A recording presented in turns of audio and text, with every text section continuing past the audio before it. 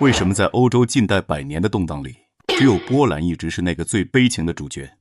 ？18世纪，波兰3次被列强瓜分，整个国家在地图上直接消失了123年。好不容易借着凡尔赛体系的东风重新独立，可他偏偏不在大国夹缝里求平衡、谋自保，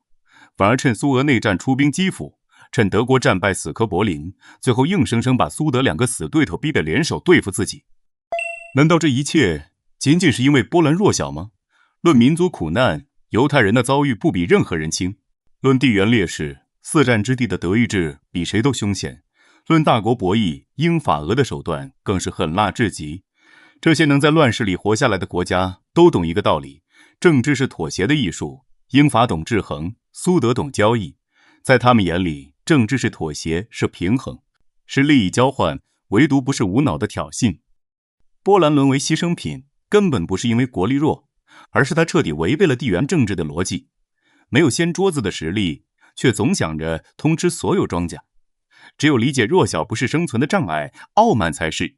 你才会明白为什么有人说波兰不值得同情。很多人觉得波兰是2战里被闪电战碾压的弱国，可他祖上是真的阔国。他曾是欧洲面积最大、人口最多的大国，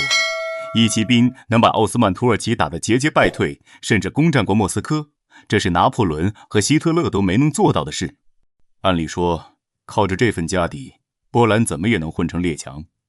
可他偏偏走出了一条奇葩路。他搞出了极其荒谬的贵族民主制，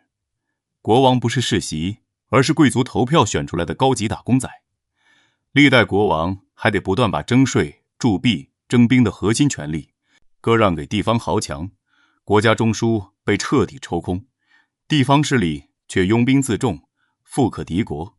更离谱的是，波兰贵族还发明了自由否决权，议会里哪怕几百人都同意扩军备战，只要1个议员反对，所有法案直接作废。当时周边的沙俄、普鲁士、奥地利都在疯狂集权富国强兵，波兰却只要被人买通1个议员，国家机器就直接停摆。这种自杀式的制度直接导致18世纪波兰3次被瓜分。1795年最后一块领土被夺走时，这个人口庞大的国家连一场像样的抵抗都组织不起来，瘫痪的议会早就把国家卖得干干净净。如果说18世纪亡国是制度荒诞，那一战后复活又快速覆灭的波兰就是彻底的认知失调。1918年，消失123年的波兰重新建国。死过一次，本该学会审时度势，夹在德俄2大强国之间低调发育，平衡外交才是活路。可波兰领袖毕苏斯基一心只想恢复从波罗的海到黑海的大波兰荣光。刚复国的波兰像打了鸡血一样四处出击，趁苏俄革命立足未稳，发动苏波战争，抢走西乌克兰和西白俄罗斯，跟立陶宛抢维尔纽斯，跟德国抢但泽走廊。1938年，希特勒肢解捷克斯洛伐克，波兰不仅没意识到唇亡齿寒，反而出兵趁火打劫，占领切心地区，成了丘吉尔口中贪婪的猎狗。这一系列操作让波兰同时得罪了苏德2个死对头，可他却浑然不觉。他觉得自己是阻挡布尔什维克的防波堤，英法会无底线保护自己。签了德波互不侵犯条约，就以为希特勒把自己当兄弟，甚至幻想和德国联手瓜分苏联。这种天真到愚蠢的傲慢，让波兰忘了最基本的法则：小国在大国夹缝里生存，靠的不是逞强，而是平衡。短短20年独立时，波兰完美诠释了什么叫心比天高，命比纸薄，把所有运气用来豪赌，却忘了自己从来都不是庄稼。美梦破碎的比想象更快。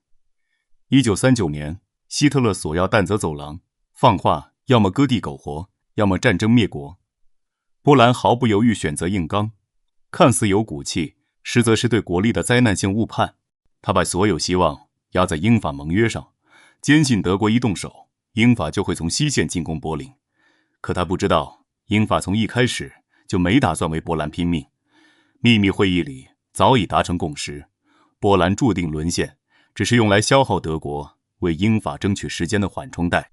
9月1日，德国装甲集群撕碎波兰防线，所谓盟友援助变成了极具讽刺的静坐战争。法国西线几十万大军按兵不动，甚至禁止开火激怒德军。9月17日，苏军从东面入境，波兰政府还幻想苏联是武装中立，直到两线夹击才彻底陷入绝境。回看波兰百年血泪史，与其说他自作自受，不如说这是弱肉强食的现实。大国犯错有血条和容错率，可夹缝中的小国只要一次情绪化的豪赌，代价就是亡国灭种。